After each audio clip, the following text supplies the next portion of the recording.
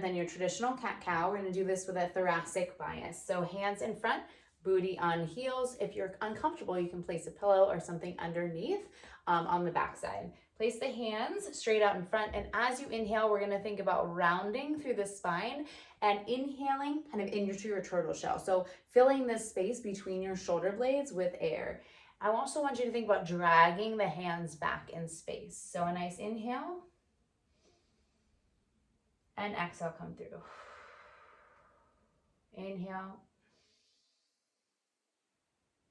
exhale.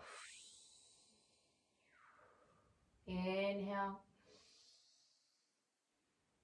and exhale.